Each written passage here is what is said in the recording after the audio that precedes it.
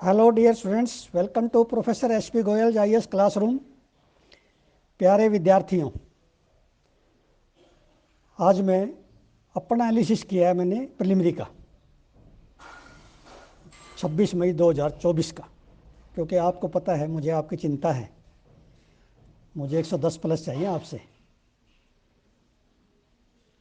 अब उसके लिए सबसे पहले देखिए, आप जब आपने एनसीईआरटी से और स्टैंडर्ड बुक से जो सभी के पास है, जब उनसे क्रिटिकली आपने एनालिसिस करके नोट्स बना लिए, फिर आपको कोचिंग सेंटर के ये मटेरियल जो ना दुनिया भर के न्यूज़पेपर में एडवर्टाइजमेंट आती हैं, कई कई लाख रुपए की एडवर्टाइजमेंट आती है, वो क्यों पढ़ते हो फिर? क्या वहाँ पे कंटेंट राइटर जो है ना आपसे जो है ज़्यादा इंटेलिजेंट है?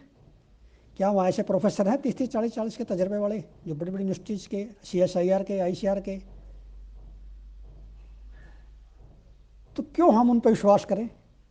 हम अपने पे विश्वास ना करके उन पर विश्वास ज़्यादा कर रहे हैं,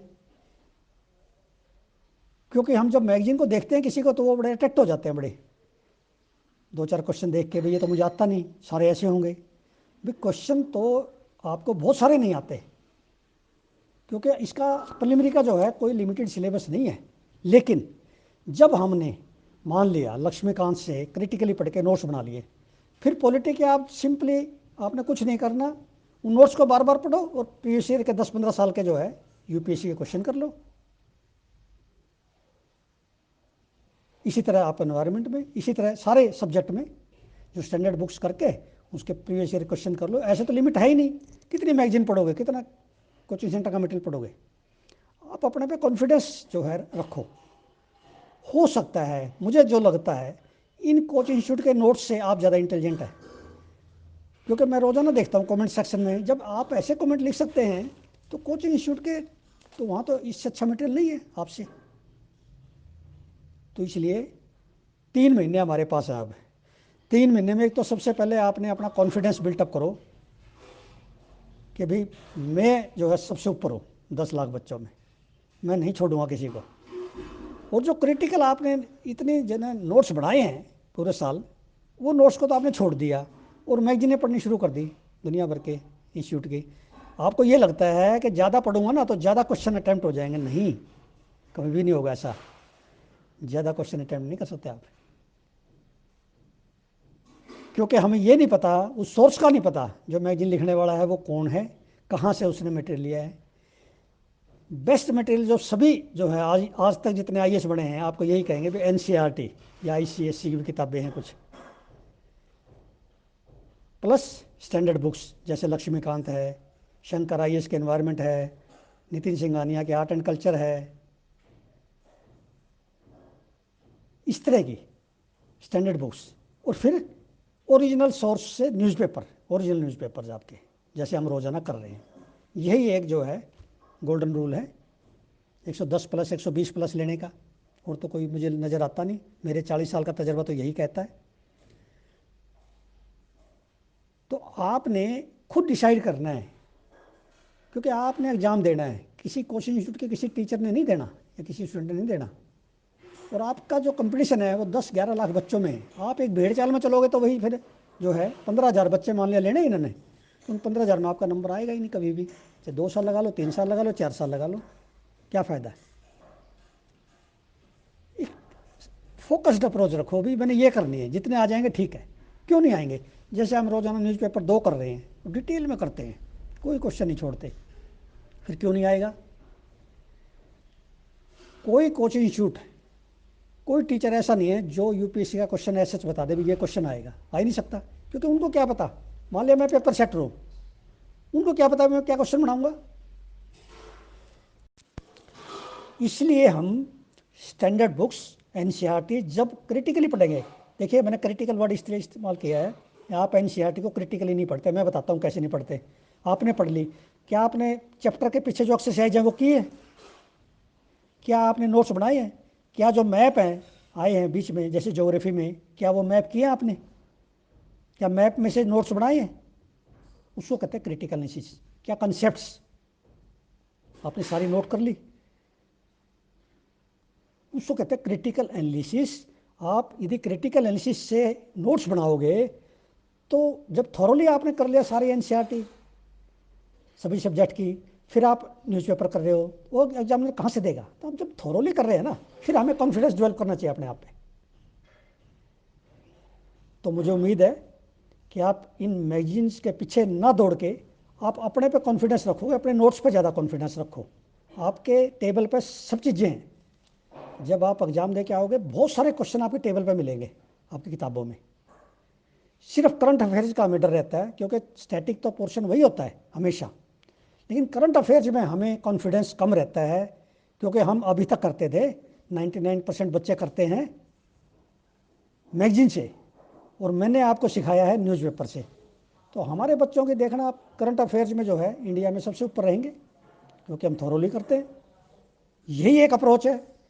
किसी सेक्रेटरी से पूछ लो, किसी ज्वाइंट सेक्रेटरी से, एडिशनल सेक्रेटरी से गवर्नमेंट ऑफ इंडिया में, किसी स्टेट के आईएएस से पूछ लो, यही एक अप्रोच है कि न्यूज़पेपर को थॉरोली कर लो, जिसमें आपके 30-35 क्वेश्चन करंट के बड़े आराम से अटैम्प्ट हो जाएंगे। तो अब हम चलते हैं आज के हिंदू की न्यूज एनालिसिस और क्वेश्चंस पे। अब हम चलते हैं वर्ल्ड पेज पे। अब वर्ल्ड पेज पे सबसे छोटी न्यूज़ ली है मैंने, उसमें से क्वेश्चन निकाला है। अब ये देखिए, इस्तांबुल, पहले तो आपको ये पता होना चाहिए इस्तांबुल कहाँ पे है, टर्की में। 9 workers trapped following a land slip at Turkish gold mine. अब इसमें ये लिखा है cyanide laced field for gold mine worker. अब साइनाइड जो ना यूज होता है वहाँ पे गोल्ड निकालने में। अब आपको ये पता जरूर होना चाहिए, इस तरह के आ जाते हैं, गोल्ड में कौन से पोल्यूटेंट हैं, कोल में कौन से पोल्यूटेंट, किसकी माइनिंग में कौन से पोल्यूटेंट हैं। ये क्वेश्चन अल्टरनेट ईयर पर है आपका एनवायरनमेंट में। तो इसमें ये भी मुझे मिल गया, साइनाइड जो ना वहाँ पे लिस्ट फील्ड है, जो गोल्ड माइंस हैं, साइनाइड है से निकालते हैं वो गोल्ड, कितना इंपॉर्टेंट है। ऐसे क्वेश्चन यूपीएससी लेके आएगा। अब हम चलते हैं इसके क्वेश्चन पे। Copler mine is one of the largest gold mine in Turkey. ये कोपलर माइन दूसरे न्यूज़पेपर में आया है, मैंने बीबीसी की न्यूज़ देखी थी, उसमें कोपलर माइन लिखा हुआ है। कोपलर माइन पूछ लें, आपके सामने लिख दें टर्की या दूसरा कंट्री लिख दें, कोपलर माइन किसी को भी नहीं पता ये गोल्ड माइन है टर्की की। Then cyanide is used in gold extraction in Turkey mines, ये मैंने बता दिया आपको भी साइनाइड यूज होता है। ये आपको मुझे किसी को भी नहीं पता था पहले ऐसे क्वेश्चन, क्योंकि न्यूज़पेपर में पता नहीं होता, कितने मुश्किल क्वेश्चन आ रहे हैं। दूसरा फिर देखिए आप वर्ल्ड पेज पे जो है मैंने, टर्कीज अर्डोगन विजिट्स इजिप्ट, छोटी सी न्यूज़ है।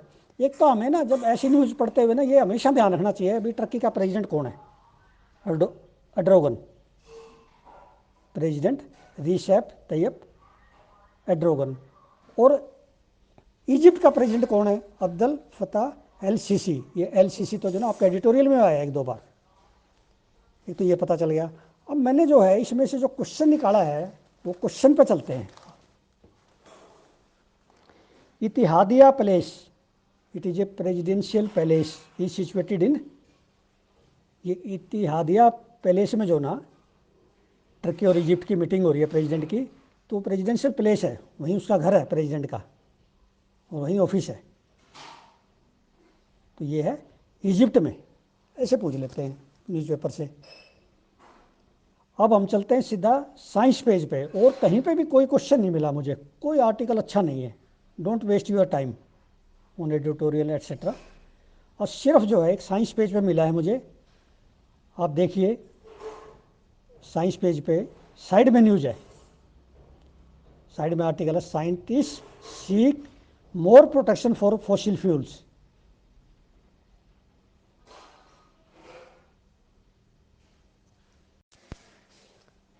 अब हम चलते हैं द हिंदू के साइंस पेज पे।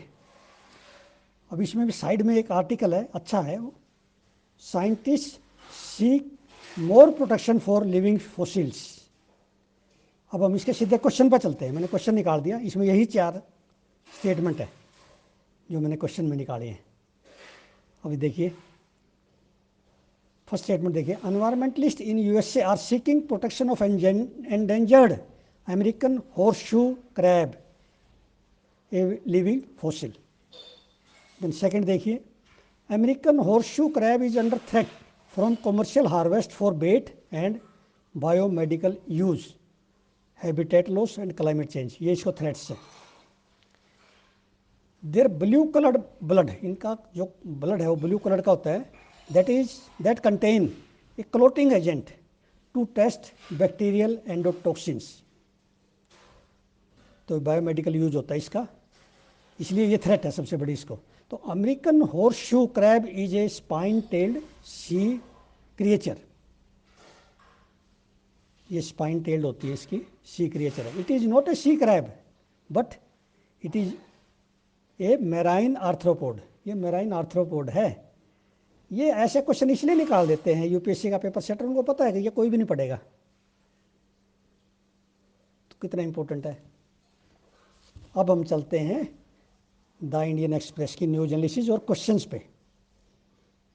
अब पेज 8 पे चलिए आप इंडियन एक्सप्रेस में सीधा, और इस पे wheat MSP exceeds farmer production cost, बहुत अच्छा आर्टिकल है, टेबल भी दी गई है कौन कौन से व्हीट ग्रोइंग स्टेट हैं।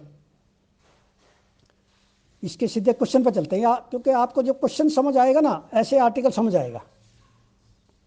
इस आर्टिकल को आपने 2-3 बार पढ़ना है, क्योंकि फार्मर्स की जो प्रोटेस्ट चल रहा है उससे रिलेटेड है, और खासतौर पे ये आर्टिकल उनके लिए बहुत इंपॉर्टेंट है इस समय जो इंट्रो देने जा रहे हैं, पर्सनैलिटी टेस्ट में अपेयर होने जा रहे हैं यूपीएससी में, very important.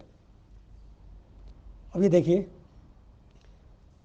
Commission for agriculture cost and prices recommends MSP on the basis of formula A2 plus family labour plus 50%, A2 plus family labour लगा के उसमें 50% लगा के तब ये जो है रिकमेंड करता है। सबसे पहले आपको ये पता होना चाहिए, जो ये कमीशन है जिसको पहले एग्रीकल्चर प्राइस कमीशन कहते थे, CACP, commission for agriculture cost and prices, ये रिकमेंड करता है, फिक्स नहीं करता, अप्रूव नहीं करता। अप्रूव कौन करता है? गवर्नमेंट ऑफ इंडिया की cabinet committee on economic affairs headed by PM, वो अप्रूव करते हैं। मान लिया इन्होंने जो ना व्हीट का जो है सपोज 2200 दे दिया, CACP ने रिकमेंडेशन, हो सकता है गवर्नमेंट उसको जो ना 2250 कर दे, तो it all depends upon the cabinet committee on economic affairs. Then second statement देखिए, the Swaminathan commission recommended MSP based on C2 plus 50%, इन्होंने C2 पे लगाया है, वो A2 प्लस फैमिली लेबर पे करते हैं। अब रोजाना फार्मर कह रहे हैं ना C2 प्लस 50% दो, स्वामीनाथन फार्मूला अपनाओ, तो ये क्या आगे देखते हैं हम। Then A2 includes, A2 cost क्या है भाई, ये आपको पता होना चाहिए। A2 cost includes only paid out cost incurred by the farmer, जैसे इनपुट पे जो कॉस्ट है, फर्टिलाइजर, पेस्टिसाइड, इरिगेशन, सीड, वो जो कॉस्ट है ना इनपुट पे, वो कॉस्ट जो है A2 में आती है। और A2 plus family labour is equal to paid out cost plus imputed value of family labour, जो कि वो लगाते नहीं, फैमिली लेबर जल्दी पता नहीं होता, फैमिली की काम करती है इतने सारे लोग, तो वो जो है अब A2 के साथ फैमिली लेबर ये काउंट करना शुरू कर दिया CACP ने। Then we come to second question. Second देखिए, फर्स्ट स्टेटमेंट देखिए, farmers are demanding MSP for crops on the basis of C2 plus 50% based on Swaminathan formula. Yes, बिल्कुल ठीक है, फार्मर्स ये मांग रहे हैं। Then CACP fixes MSP of crops before kharif and rabi season, इस पर विचार कीजिए। CACP fixes MSP, no, it only recommends, ये कैलकुलेट करके देती है सरकार को, it is up to the government of India, cabinet committee on economic affairs, that will decide, that will approve, that is the final authority. CACP is not final authority.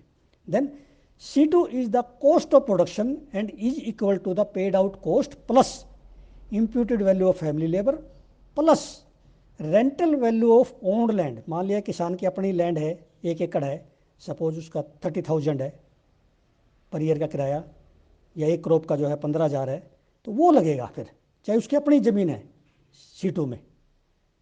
And interest on fixed capital, जैसे वो tractor भी इस्तेमाल कर रहा है, बहुत सारी चीज़ें फिक्स्ड कैपिटल है उसकी, उन पे interest. C2 is the cost of production and is equal to the paid out cost plus imputed value of family labour plus rental value of own land and interest on fixed capital. कितना important है। अब clarity हुई आपको।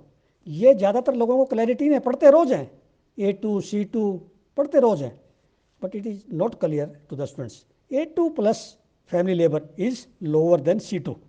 ये आपको समझ आ गया कि अब जो है A2 प्लस FL पे किया जा रहा है, फैमिली लेबर पे, CAC पे जो रिकमेंड करती है लेकिन C2 जो है वो C2 प्लस 50% स्वामीनाथन ने दिया था, तो C2 कॉस्ट जो है वो हमेशा हाई रहेगी A2 प्लस FL से। क्लियर। अब हम चलते हैं इकोनॉमी पेज पे। इकोनॉमी पेज बड़ा इंपॉर्टेंट है द हिंदू का और इंडियन एक्सप्रेस का। तो इंडियन एक्सप्रेस का ये देखिए, आज सुप्रीम कोर्ट ने ये कहा है कि एक हाई लेवल कमेटी बनाई है, पैनल बनाया है कि स्टरलाइट कॉपर स्मेल्टिंग प्लांट है वेदांता लिमिटेड का, वो बंद पड़ा है। That was shut down by Tamil Nadu pollution control board due to environmental concerns. अब आपको ये पूछ सकते हैं कि ये स्टरलाइट कॉपर स्मेल्टिंग प्लांट जो सुप्रीम कोर्ट ने कमेटी बनाई है, ये कहाँ पे है, किस स्टेट में है, कौन सी जगह पे है। It is in Thoothukudi, Tamil Nadu. ये बड़ा न्यूज़पेपर में आया है। स्टरलाइट कॉपर स्मेल्टिंग प्लांट का न्यूज़पेपर में फ्रीक्वेंटली डिस्कस होता है। अब नेक्स्ट क्वेश्चन देखिए, India's navy's mega multinational exercise Milan will be organise in Visakhapatnam. Milan जो है ये रेगुलर एक्सरसाइज है, कई कंट्रीज में भाग लेते हैं, मैनी कंट्रीज पार्टिसिपेट। ये विशाखापट्टनम में की जा रही है, इंडियन नेवी इसमें लीड लेती है, इंडियन नेवी की इवेंट है ये। देन अगेन इकोनॉमी पेज का ही क्वेश्चन देखिए। अब क्योंकि WTO की इंटर मिनिस्ट्रियल समिट होने जा रही है, इंटर मिनिस्ट्रियल समिट होने जा रही है दुबई में 26 से 29 फरवरी 2024 को। अब काफ़ी आर्टिकल आएंगे WTO पे, आपने सारे पढ़ने। अब WTO पे एक ये लिखा है आज इकोनॉमी पेज पे, 15 नंबर पेज देखना है इंडियन एक्सप्रेस का, WTO रिलेटेड है। The Cairns group, Cairns group countries कौन से हैं इसमें? 19 एग्रीकल्चर एक्सपोर्टिंग कंट्रीज हैं इंक्लूडिंग ऑस्ट्रेलिया, ब्राज़ील, कनाडा। 19 हैं जो कि इंडिया पर प्रेशर बनाता है WTO में भी ये सब्सिडी बंद करो। पब्लिक होल्डिंग्स प्रोग्राम आपका जो है वो हाईली सब्सिडाइज्ड है। ये इन्होंने ऑब्जेक्शंस उठाए हैं WTO में। Then Cairns group has claimed that India's public stock holding program is highly subsidise, क्योंकि हमारा जो है ना पब्लिक डिस्ट्रीब्यूशन बड़ा स्ट्रॉन्ग है, हमें जो है 80 करोड़ लोगों को फ्री फूड ग्रेन्स दे रहे हैं। The Cairns group wants to dismantle MSP scheme of India, क्योंकि जब देखो अब MSP पे जो है क्वेश्चन आपका एक आएगा जरूर, क्योंकि फार्मर्स एजिटेशन चल रहा है, MSP रोजाना न्यूज़पेपर में फ्रीक्वेंटली डिस्कस हो रहा है। तो कैरन ग्रुप जो है 19 कंट्री का, इन्होंने ऑब्जेक्शन किया है कि भाई इंडिया जो है इसको डिसमेंटल करे MSP स्कीम को। Then India's MSP and food subsidy program is protected under peace clause of WTO। WTO पे एक पीस क्लाज है भी, जो developing country under develop country हैं वो अपने जो गरीब लोगों को भोजन देने के लिए, फूड ग्रेन देने के लिए, ये जो है MSP और फूड सब्सिडी स्कीम इंपॉर्टेंट है उनके लिए।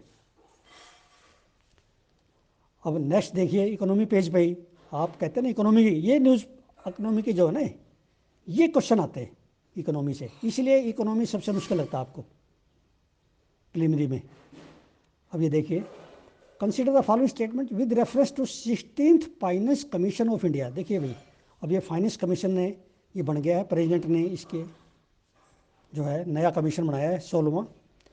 Arvind Panagariya is the chairman of 16th finance commission, 15th के थे NK सिंह। ठीक है, अब जब ये जो ना अब लगातार जो है कंसल्ट करेगा तो आपका ये क्वेश्चन तो प्रीलिमिनरी में भी आएगा, मेन में भी आएगा। 16वें फाइनेंस कमीशन के टर्म ऑफ रेफरेंस बड़े इंपॉर्टेंट है। अब तो टर्म ऑफ रेफरेंस ही आपने पढ़ने हैं। अब टर्म ऑफ रेफरेंस का आपको पता है, आप ये लक्ष्मीकांत में से पढ़ सकते हैं, लेकिन इसमें कोई एक्स्ट्रा तो नहीं है देखना।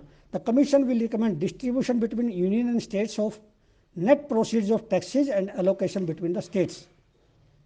Then another is principles governing grant in aid of the revenues of the state out of consolidated fund of India and sums to be paid to the state by way of grant in aid of their revenues. Then it will also suggest measures to augment consolidated fund of a state to supplement resources of panchayat and municipalities. ये 3 जो है मैंने बता दिया आपको newspaper से पढ़ के कितनी इंपॉर्टेंट है। तो इसके नोट्स बना लो आप, क्योंकि 16वां फाइनेंस कमीशन तो आपके एग्जाम में आना ही है।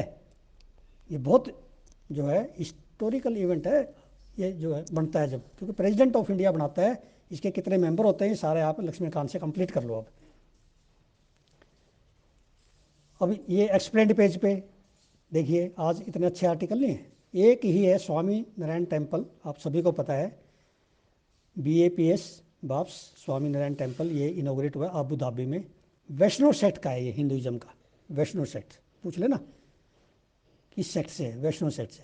The temple is constructed in Nagara style with 7 shikharas, 7 shikharas हैं representing 7 emirates of United Arab Emirates. इसमें से सिर्फ यही क्वेश्चन निकलता है। तो आज नटशल में मैं बताना चाहूँगा आपको, दोनों न्यूज़पेपर से मैंने ये बताया भी ये नहीं पढ़ना साथ में, क्योंकि आप दुनिया भर के आर्टिकल जो है एडिटोरियल पढ़ लोगे, अपने माइंड को इतना ओवरलोड कर दोगे, कैसे याद रखोगे। हमें तो वो करना है जो हमारे एग्ज़ाम में आएगा, जो हमारे एग्ज़ाम से रिलेवेंट है। ठीक है, तो प्यारे बच्चों, इतनी मेहनत के बाद इस वीडियो को आपने देखा है कि किस तरह से मैंने क्वेश्चन निकाले हैं और आपको बड़ी इंपॉर्टेंट जो है एनालिसिस करके बताया है प्रीलिमिनरी का 26 मई के लिए। और मुझे नहीं लगता कि इस तरह से आप तैयारी करोगे तो जो है कोई ऐसा पॉइंट है ही नहीं कि आपके जो 110 प्लस ना आए। तो इस वीडियो को आप ज़्यादा से ज़्यादा लाइक करें, शेयर करें, वायरल करें, जितना आप कर सकते हैं, ताकि जो और दूसरे विद्यार्थी हैं इतने सारे, उनको फ़ायदा हो। Thank you very much, take care.